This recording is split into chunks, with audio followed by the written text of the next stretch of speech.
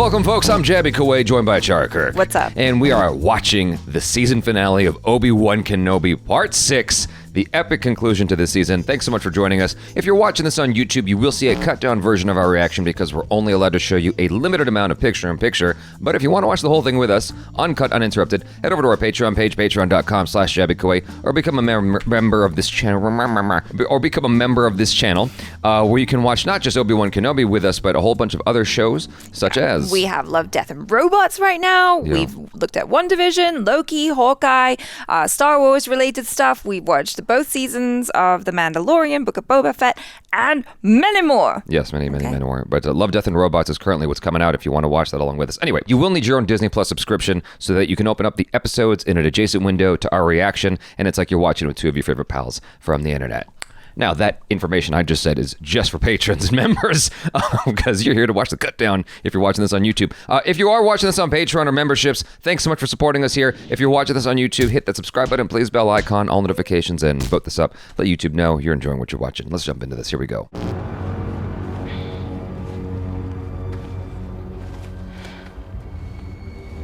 She got to Tatooine real quick. I'm looking for a farmer named Ewan.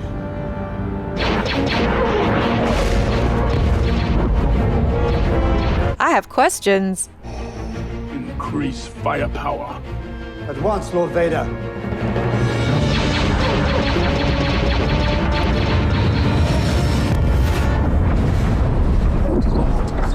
That's quite a predicament. Yeah. Move all power to the rear shields. We'll head for Tessie. Get you out from there. He seems kind of calm considering they're being chased by... Gotta be. You're a pilot. Like, what's panicking gonna do? Power couplings are bad. I'm working on it, but those shields won't last forever. How much time do you need? More than we have. I mean, that's not quantitative. That's not helpful. Like, what do you need? Half an hour? An hour? 4?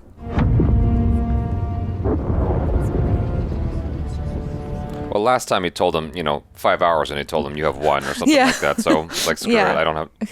Owen, Oh. there's something you need to know. Did you just lead her there? Leia! I find she needs to be given space. You must promise me that you'll get her home, Haja, as soon as I'm in the clear. You have my word. Although I know the word of a liar and a fake Jedi may not mean much to you, it's good enough for me. Yeah. Very few options here. Yeah. Step up, be a Just man. gotta make it work. Improvise. I'm not leaving my home. At least here we have a chance. If we stay, we need help. I'm not putting anyone else in danger, Owen. We're enough. You and me. What is she thinking? Yeah. I'm thinking... Weapons? You're delusional.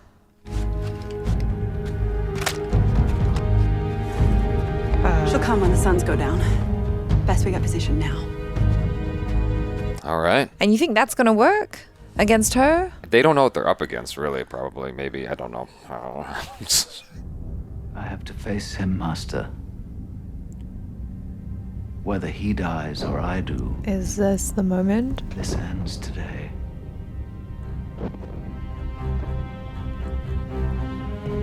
Are you ready? Oh, dang. I thought it's going to I come was out. like, there's a space right there. There are not many leaders left. People follow you. Don't stop. Just getting started. Oh, What does that mean? yeah. My lord, we must continue our pursuit of the insurgents. Now is our chance to wipe out this network in its entirety. Shut up, Grand Inquisitor. He is not just any Jedi. Follow Kenobi. Grand Inquisitor, not pleased. Very slow turns, huh? Now, Luke, I need you to listen to me. They should have put the fake Jedi on that ship. There's only one life form. It must be Kenobi. I'm sure he can feel it. That's true. Yeah, he can feel it. Oh. Prepare my ship. I will face him alone. Oh. I feel thoughts happening in the Grand Inquisitor's mind. He's like, perhaps we just leave you there.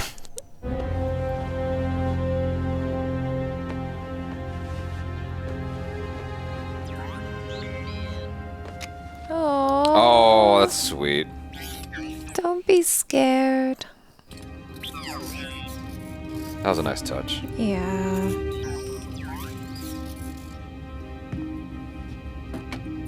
I bet it's gonna save the day somehow. Hey, I've shown it can mess the day up, so anything's possible.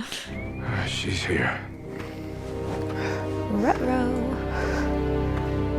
It's time. They're crazy.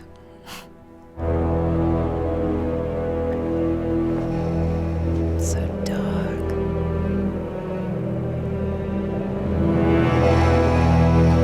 Join me, Obi-Wan. Let's have a chat. Have you come to destroy me, Obi-Wan? I will do what I must. Whoa.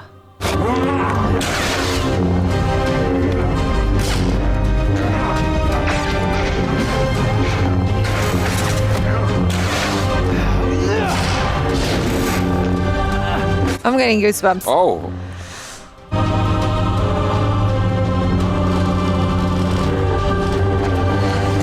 Hey!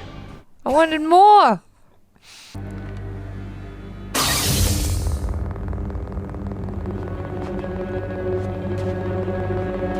I would literally be crapping my pants right now if I saw her coming to my house like,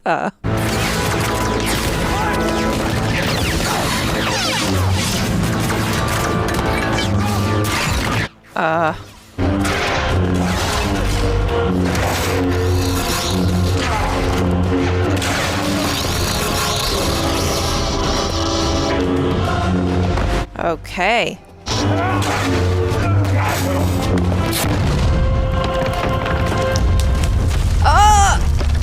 Your strength has returned, Yes. but the weakness still remains. Ooh! Yeah, you left yourself open.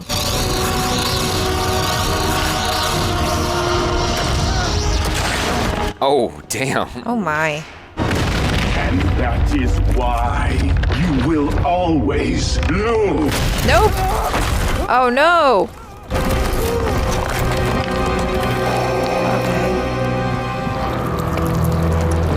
Oh, man. Oh, come on now. It's literally just like.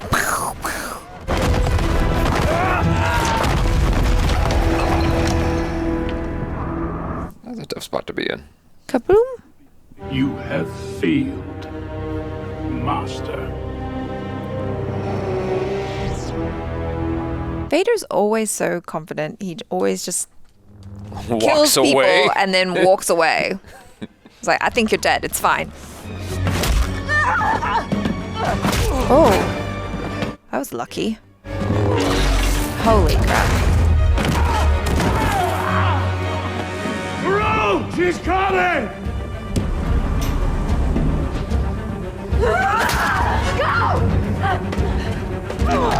Uh-oh.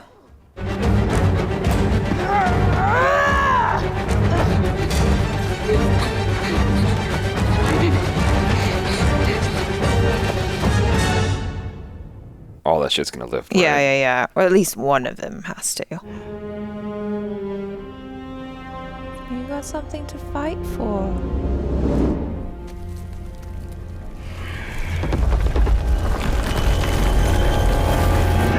Power! Oh, you must have felt that, surely. I was wondering why he didn't feel Obi-Wan holding it in place because he's using the Force. The Force, right? Yeah.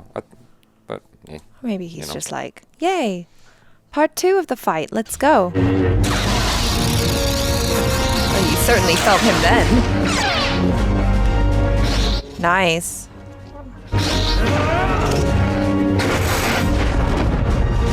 Ah. Oh. Yeah, Obi-Wan. Damn, okay.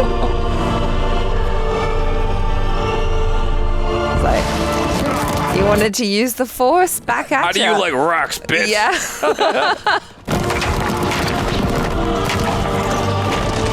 Take that and that and that. Stop moving. Yeah. I mean, he's gonna run away though. That's kind of the point, isn't it? I think she's gonna catch him. Figure out. She can almost kill him. Yeah, and then be like, I can't do it. And then I can't do it. He's too special.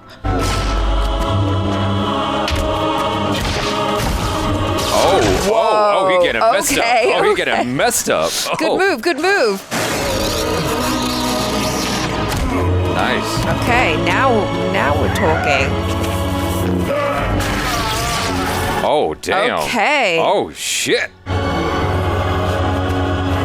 That's called fighting smart. Oh gosh, he's unleashed.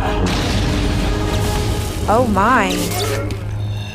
Whoa. I didn't know they were going to do all that. It's pretty cool. Damn. Oh. Anakin.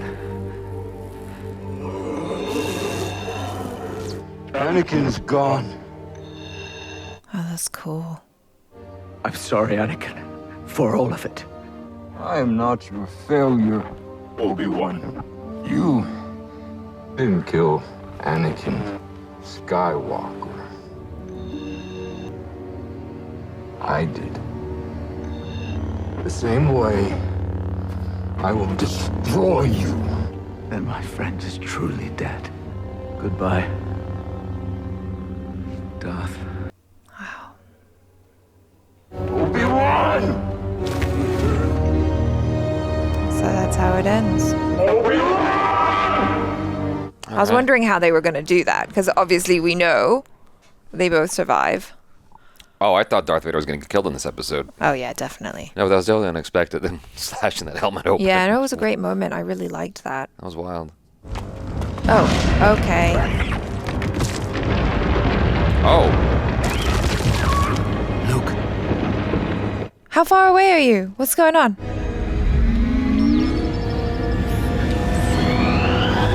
Not too far. How convenient. I'll be right there, Luke.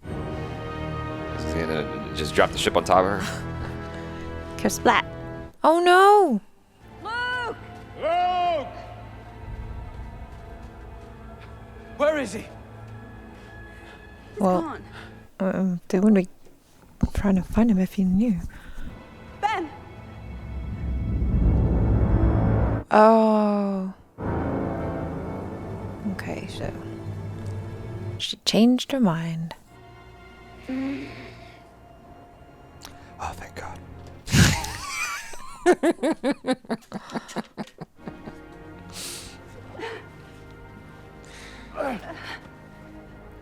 Very curious about the dialogue between Obi-Wan and her now. Yeah. I couldn't do it.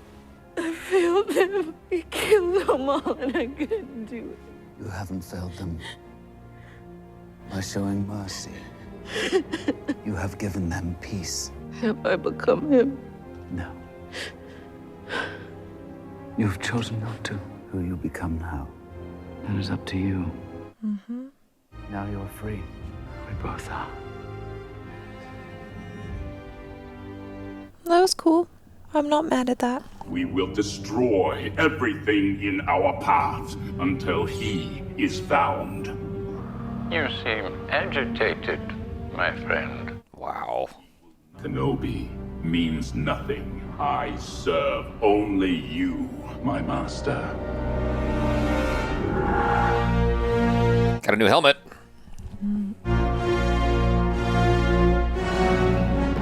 It's a cool set. Yeah. Oh, look at she can take care of herself now. She all growed up. Yeah. Let's go, young lady. We don't want to keep your...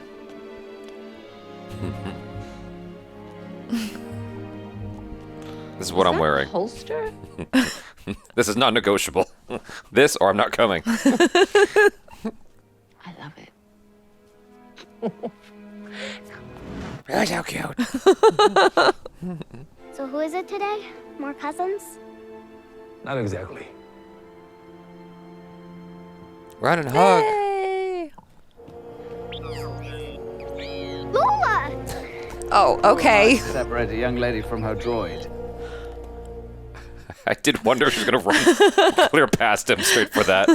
You are wise, discerning, kind-hearted. These are qualities that came from your mother. But you're also passionate and fearless, forthright. And these are gifts from your father. Both were exceptional people who bore an exceptional daughter. Wow. I wish I could tell you more. It's okay. You don't have to. Yeah. You got some good parents. It's okay. Goodbye. Obi-Wan. Oh. May the Force be with you.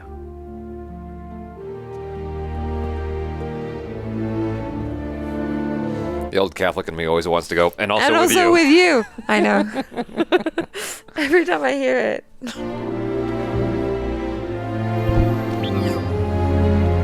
Aw, she's got a little home in the gun holster. That's cute.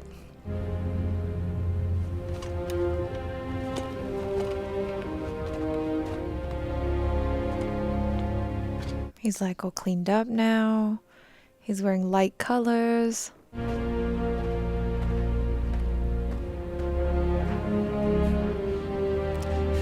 He's giving up this cave and Yeah. Moving on to a new one. got a lease on a new one. Yeah. You served me well. Think I need more space. 2 bedrooms, two bathrooms. The only protection he needs now, Owen, is you. Take good care of him. I will. Dan, you want to meet him? I was like, how do they sort this out? Because Luke Skywalker knows him. Yeah.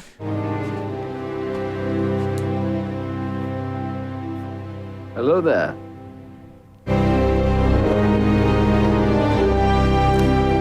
I thought they were going to have a moment like episode 1 when Anakin meets Obi-Wan.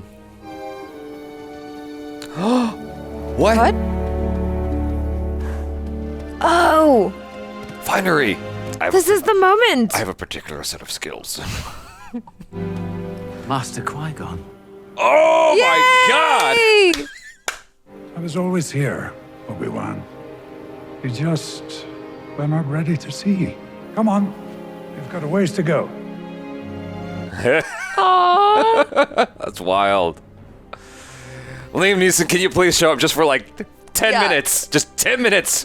Put the outfit on, say some lines, and you'll be on your way to the next Taken. Please. I really liked this episode. It was a nice way to, wrap up the story, and I feel like they stuck the landing. So before we get into the conversation in full earnest, I just gotta say one thing, a quick preface, and that is I am very well aware of the fact that I am a nitpicky person, and that's how I have fun when I watch stuff. It doesn't mean I dislike it, that's just kind of part of my personality, and so this is sort of a pre-apology for any nitpicks that I maybe bring up over the course of this conversation, or any conversations you hear me have about any shows for the rest of time. So, yeah, with that said, let's just jump into this, shall we? I liked the last episode. I think that they did a lot of good things here. Yeah, I really enjoyed it. Like, whatever issues I had with other episodes or questions or whatever, or feeling like, I want more action. Why isn't there? Sorry. Whoa, so excited. You got very passionate. Why aren't there more lightsaber fights? Like, I wanted to see that epic fight, and they definitely saved it to the end, and that was very satisfying. I do hope that Deborah Chow goes to Best Buy and picks up a DJI Ronin RSC, Steadicam thing. Oh. A little gimbal of some kind. Yeah. Goodness me, man. They definitely needed a gimbal on this. I mean, the thing about it is, we have these low-budget filmmakers on YouTube all the time who are using DJI Ronins and whatnot to shoot their videos to make it look as smooth as possible. The goddamn iPhone has like optical image stabilizer in it. I don't see the need to have this like super crazy shaky stuff. It kind of took me out of it a little bit. I didn't love it. I really, really wanted to feel everything Ewan McGregor was giving when he was like, I'm so sorry, like, for everything. I really loved his acting in that moment. So good. And it was hurt for me. My experience with his performance was hurt a little bit by the camera work in that moment. I'm like, okay, I just want to see his fucking face. stop. It's like, stop. Let me look at him. I want to see the tears in his eyes that he's giving us right now. This is good shit, man. I know. And it wasn't just that. It was like that amazing transition he did from like, oh my God, my protege, my old student, what's happened to you? I still have so much love for you. I'm so sorry. I'm so sorry about what's happened to you. And then you see that transition when Vader's like, I'm not Anakin anymore, basically. I killed him. I killed him. Yeah. And then That actually ties into episode 4 when Obi-Wan says, Darth Vader killed Anakin. Yeah. Right, yeah. And so, that was really great. And then at the very last moment when he leaves, he's like, goodbye, Vader.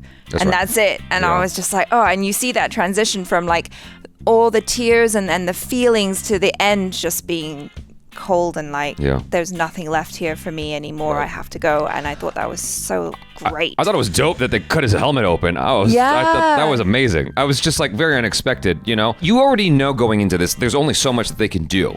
And so the parameters are very confined. Like they can't kill anybody. They can't, like, there's only so much damage that they can exact on each other for the purposes of continuity for the rest of the movies that are already well established. And so slicing the helmet open and him getting damaged at the level that he did was unexpected for me. I was like, whoa, this is dope. All the rocks coming at him. I'm like, oh yeah, they could do this because it's just temporary. It's just a scratch really at the end of the day. Gets healed, new equipment, new helmet, all that stuff. I do kind of wish that at the very end when he was talking to the Emperor, which great cameo, by the way, Emperor and Qui-Gon. I wish that when he's talking to the Emperor, he did have the helmet still like slashed open and whatnot. He's like, and just like a little line like, I think I'm gonna keep it this way. No, do you know what? The Emperor's like, no, you can't. That's not a good. No, I like this. I like this like skin exposed thing, tough breathing situation. But I think also visually, it represents the dichotomy of who he is, right? That's because true. it's half Vader and half Anakin, and so they represented that visually, which was so cool. And I think also in that moment, it needed to happen that way because Obi-Wan needed to see him. He needed to see his humanity or what's left of it, and realize that there is none. Yeah. And so I thought that was like a really great choice. Vivian Lyra Blair plays Leia Organa, and I want to say again for the last time, assuming this is the last time we see her in Star Wars, she did a fantastic job as playing Leia. I wouldn't mind watching her some more. Any annoyances that I might have had with her have nothing to do with her acting, but perhaps the writing and what she was told that she had to do in the scene. But her performance as Leia, with the material she had, she did that material fantastic. Yeah, and I love the relationship between Leia and Obi-Wan as well, especially in that last moment on the ship, because it really felt like a father and daughter relationship, and you felt that love that they shared between the two of them. And so, it just kind of feeds into the other stuff that we already know, and it just gives us more for that relationship, which I really, really liked. Everything that happened with Reva I thought was quite predictable because she goes where Owen is, and I'm like, Owen and his wife don't stand a chance against this broad. No. There's no way they can stand up to her. She's too powerful. Although, I had a little bit of a think while it was happening, because I was like, how are they even standing a little bit of a chance? And then I realized, what? She's hurt. She's still recovering, so she's not at 100. So I guess I can make excuses and be like, okay, fine. But they didn't know that going into it. Yeah. But I mean, that just explained why she wasn't just like throwing everything around and ripping stuff up. Yeah, it was at one point that Owen like literally sticks his finger in her hole and like, because he sees like she's damaged and goes, ha ha, take that. She's like, Wait, there was this moment there that my overthinking brain overanalyzes, and I don't get it, and I see it a lot in movies, not just here, and I see it particularly in Star Wars films, and it really confuses me, where Owen's holding up this object to block her, to parry, right? Mm-hmm. She's coming down with the lightsaber. Yeah. And he holds the thing up to block, and it cuts straight through it,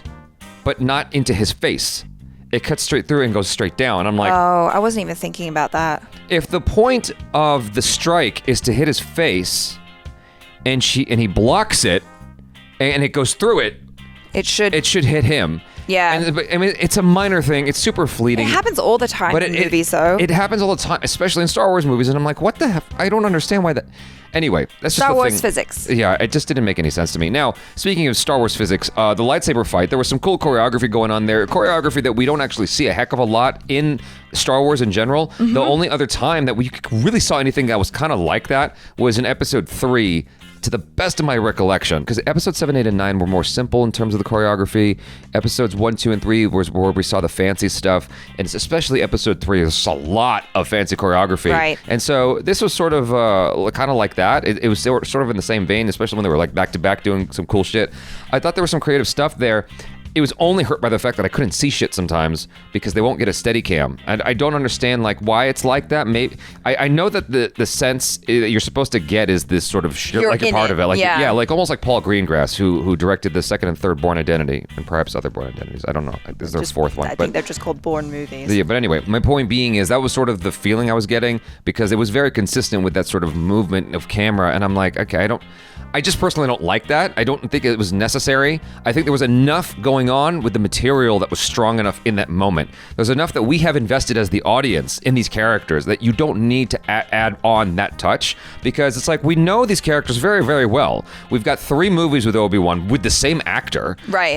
We've got Obi-Wan from A New Hope, and then of course when he comes back as the ghostly Obi-Wan, and then all the movies with Darth Vader. Like we know this relationship. There's enough going on emotionally that you don't need to do shaky camera shit, you know? It's just not necessary. It was very superfluous. With the fight scenes and the emotional beats, I was a little frustrated. I was confused by the fact that Darth Vader couldn't sense Obi-Wan was using the Force. That was very confusing to me. Yeah, it was a little bit confusing because they established that he is quite good. Yeah, he's Force sensitive. At sensing that, yeah. So, I don't know. In the ship, many yards away, he can sense that it's Obi-Wan, but he can't sense that Obi-Wan's using the Force 3 feet from him. That was just odd to me. Yeah. But, you know, it's one of those things where it's sort of like, you let it go. Yeah, exactly. You know? But I did really enjoy that fight because it's like you do get a really great sense of, you know, it feeling like 2 knights just duking it out in a battle, which I loved. Like just all that sword stuff, basically, you know, like lightsaber stuff was so cool. I think my favorite part of that entire fight had nothing to do with lightsabers. It was when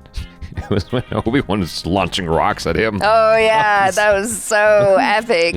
Yeah, because like he hadn't really been doing that much. That had been what Vader had been doing, and then he's like, okay, how do you like that? Let me just. Yeah. What did you think about the ship and the?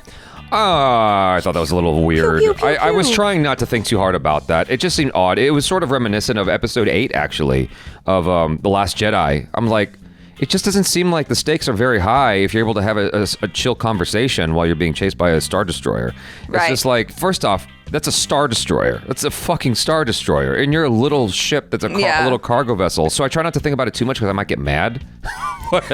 No, I was just kind of thinking about, you know, with the look of the Star Destroyer following the ship in that wide shot. I thought it looked really charming because it was just kind of reminiscent of the original movies, at least for me, with that kind of look.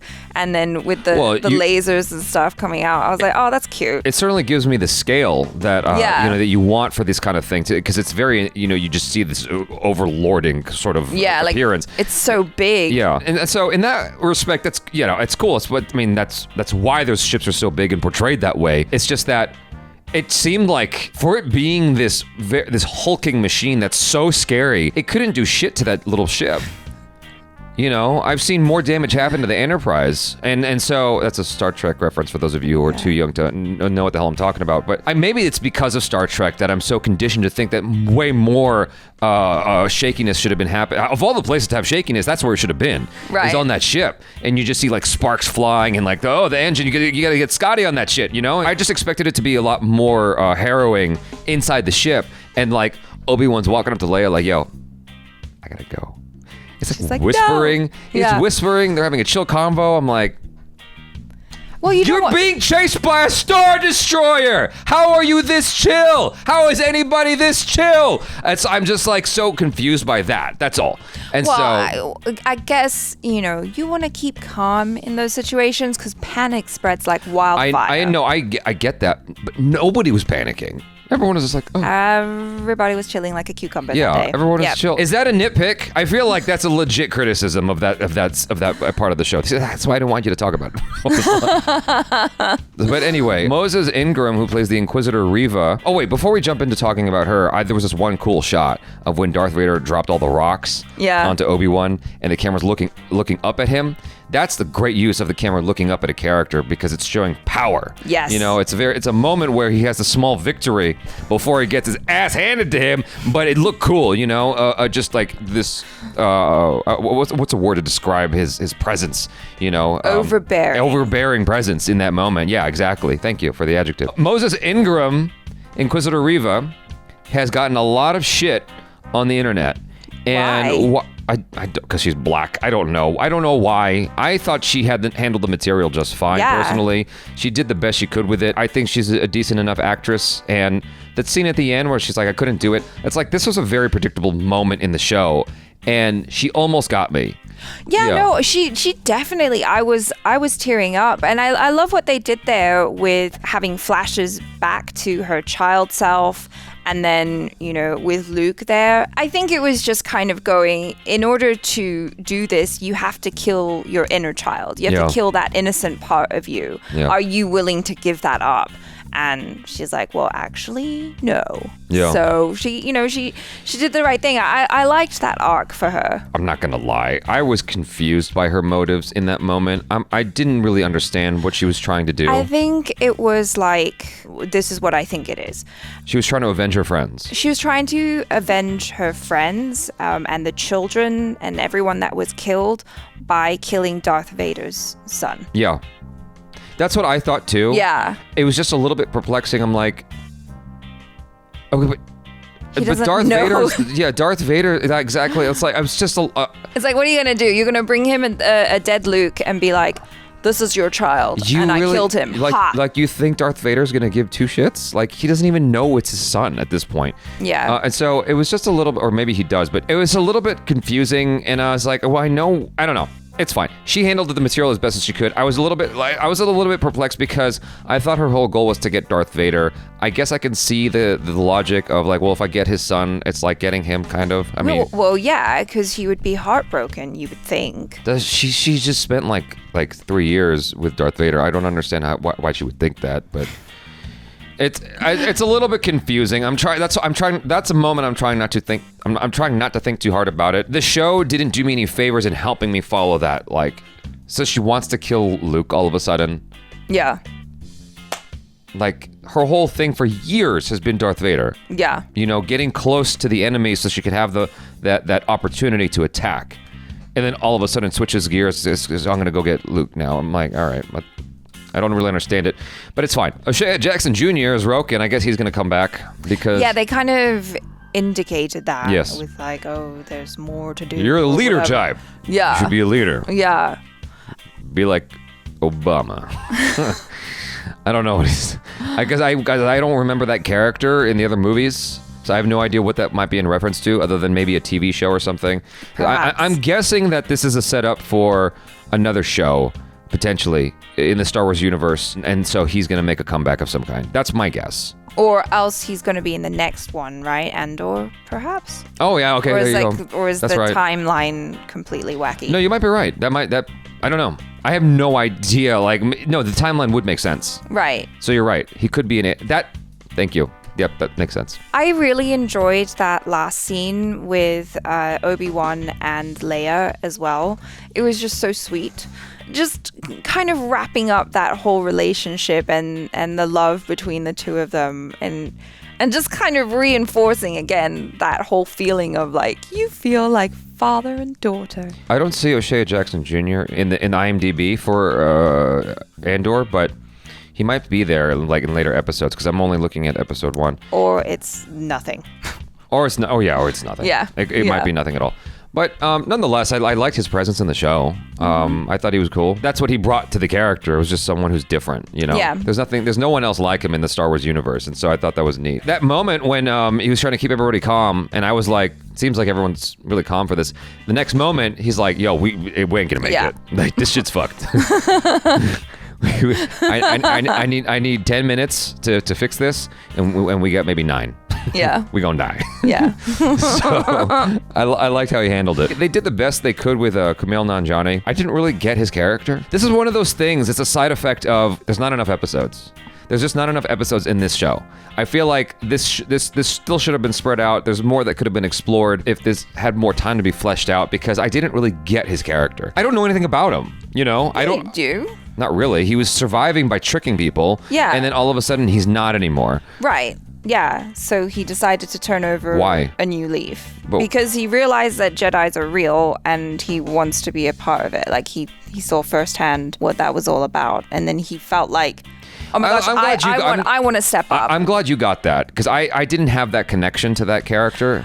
Honestly, I mean, being real, I don't really care about his character too much. I enjoy Kumail Nanjiani, and so I enjoy seeing him in the show, but otherwise, I'm just like, you could as well not be there, and I would be fine with that too. Yeah, well, the thing about it is when you're spending time with characters in a story, the point is to feel what they're feeling, right? Mm-hmm. To vicariously live through them. Even if they're not the main character, you can still empathize with their perspective because you get them. You get their psychology. I didn't understand his. I thought that his character was poorly written because I had zero connection to him. I was like, all right, well, there's that. I have more of a connection to obviously the leads, Leia and Obi-Wan. Well, yeah, I think that's probably the most important relationship in the show. Yeah, but like still, even with your ancillary characters, you still want to have some sense, like a stronger sense as to what is their motivation. Sure. And I was just like, all right, well, sure, I'm just gonna keep it moving.